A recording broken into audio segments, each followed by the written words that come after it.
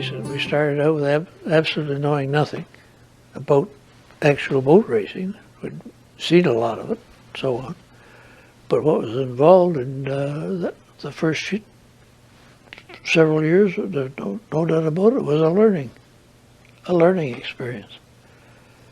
Find out how to make her run, how to keep her running, and 3, to be competitive.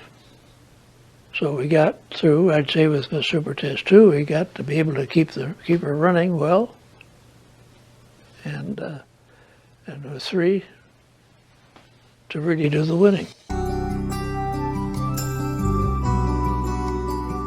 Well, we had a little trouble this morning, and as a matter of fact, we damaged an engine rather badly.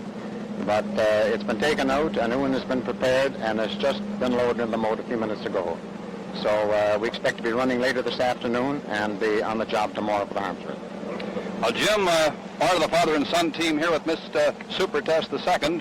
You're referred to certainly here on the dock area as the boy with the grease because you're working all hours. What about the crew working on Super Test? Well, they've just done a dandy job. I'd say we've had the engine out, changed the gearbox and other accessories, and have the new engine back in just about record time. You've had a couple of jinx incidents, one in Sarnia and now a couple down here in Detroit. Oh, we've been doing pretty well in that department. You hope they're all behind you? Oh, I think so. I hope so. In late October of that year, the boat set a Canadian record of 154.845 miles per hour on a trial run in Picton, despite a hole punched in her bottom after running over a log. But I'm the one that put the hole in the bottom of the boat, the Super Test 2. As I recall it, on the water at 140 miles an hour, if I remember correctly, the pressure of the water is something in the order of 300 pounds to the square inch. Well, that is a very high pressure, and that's what you're dealing with. So in other words, it's just like concrete. Test runs in the fall of the year were especially hazardous. I never liked it when you were competing with seagulls and ducks. With the seagulls, they're coming up to them, you know they were going to go up. The ducks were going to stay down. And the last thing you want to do is to run into any of these. Many of the Super test runs were held in Picton. The waters were absolutely first class. Spectators got a pretty good look at it, and looking down onto the race course. In the reach there, you've got sloping shoreline, which absorbs waves well. And any other race course we've been on, as far as I'm concerned, couldn't compare with Picton. The people of Picton were outstanding in supporting us, and I'm sure without their help, I don't think we could have done it. And mind you, Picton loves racing.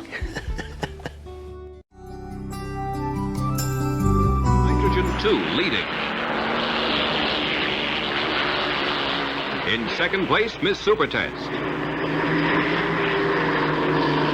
Nitrogen third.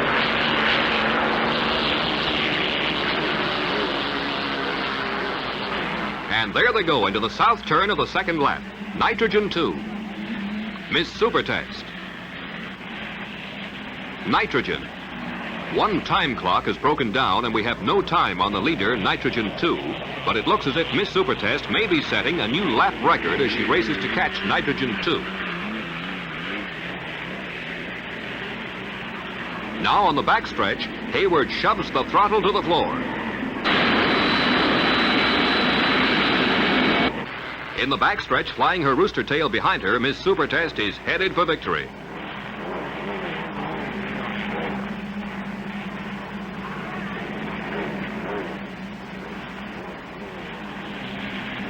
She streaks towards the finish line.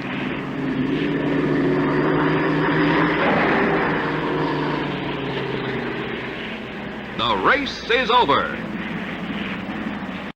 Driving hydroplanes was a bone-rattling experience that sometimes left drivers so shaken they had to be helped from their boats after races. I drove all 3 boats, and they The old style, I tell you, you got an awful pounding.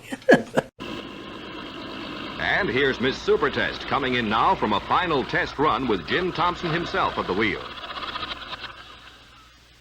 His verdict, ready. Some people love speed, and they'll race anything. The water's always changing. It's never the same. And it makes a big difference in a boat race, whether you're leading or whether you're behind. Because if you're leading, you get the best water. If you're behind, you get the worst water. It's always rougher.